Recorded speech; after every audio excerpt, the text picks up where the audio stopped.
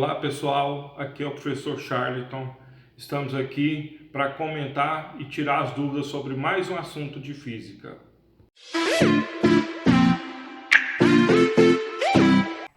Olá pessoal, vamos continuando aqui com mais um assunto. Hoje nós vamos falar de dilatação térmica. Nessa aula nós vamos falar especificamente de dilatação superficial e dilatação volumétrica. Na aula anterior nós falamos sobre dilatação linear.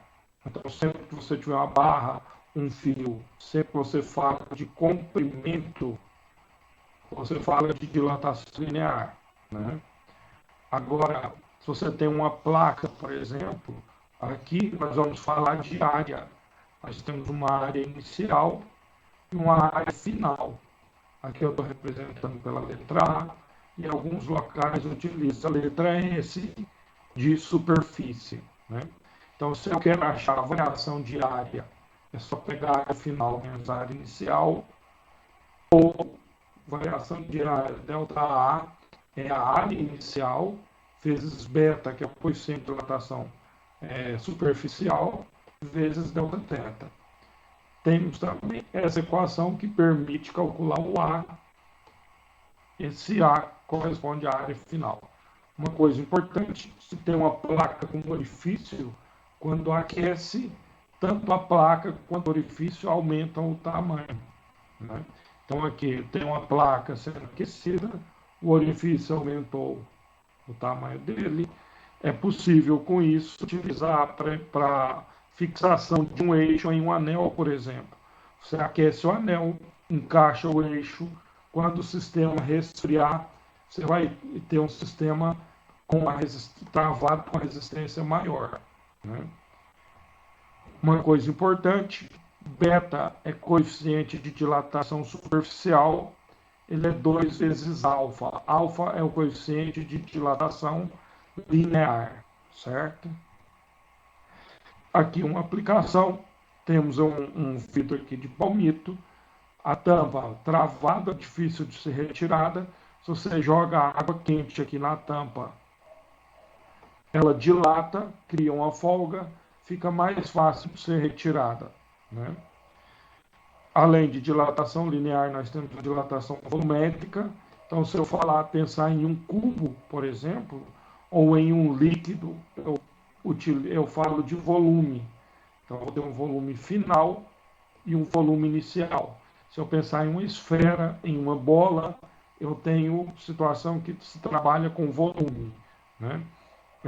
Para volume, as equações são análogas à de dilatação superficial e linear, só que aqui vai utilizar V de volume, o coeficiente de dilatação não é nem o alfa e nem o beta, aqui é o gama, que é o coeficiente de dilatação volumétrico, né? Então temos as mesmas equações, ΔV variação de volume, V aqui representa o volume final, né?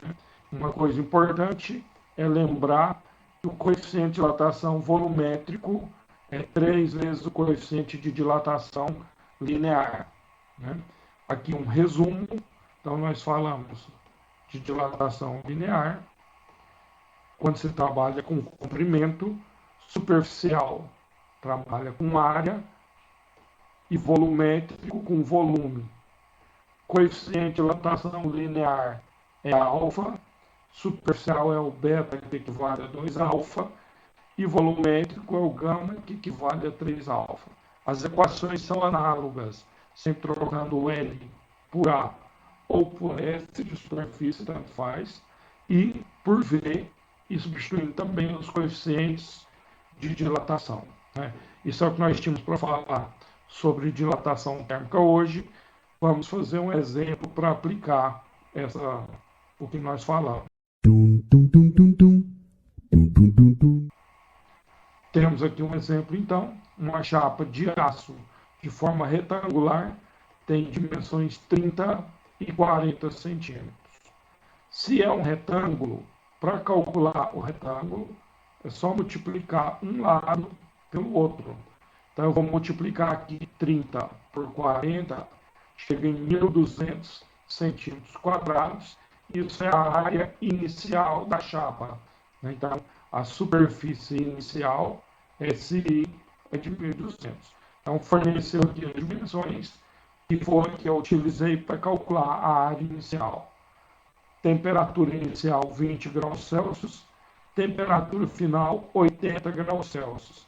Então, nós temos uma variação de 60 graus Celsius. Então, aqui o ΔT maiúsculo para temperatura, variação de temperatura foi de 60 graus Celsius. Aqui foi fornecido o alfa. Porém, se é uma chapa, eu falo de área e não de comprimento. Então, eu não uso o alfa, que é coeficiente de dilatação linear. Preciso do beta, que é 2 vezes alfa. 2 vezes 12, 24, mantém a potência 10 menos 6.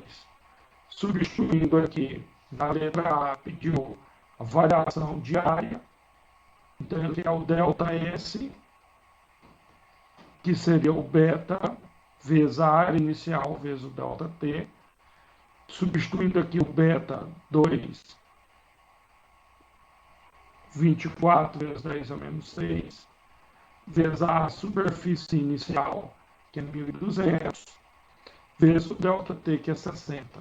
Fazendo essa multiplicação, nós vamos chegar em 1,7 centímetro quadrado. Isso é a variação de área que ele teve, né? E na letra ele pediu a área a 80 graus Celsius, então é a área final. ΔS, lembrando que essa aqui é a área e a superfície final menos a superfície inicial. O ΔS nós já temos, é 1,7, calculamos o item A. S é a superfície final, ele quer, menos a inicial, que é 1.200. Está negativo, joga para o outro lado positivo, somando com 1,7, chegamos com a superfície final 1.201,7 centímetros quadrados. Então é isso aí que eu tinha falado. Temos para falar hoje. Obrigado aí a participação de todos.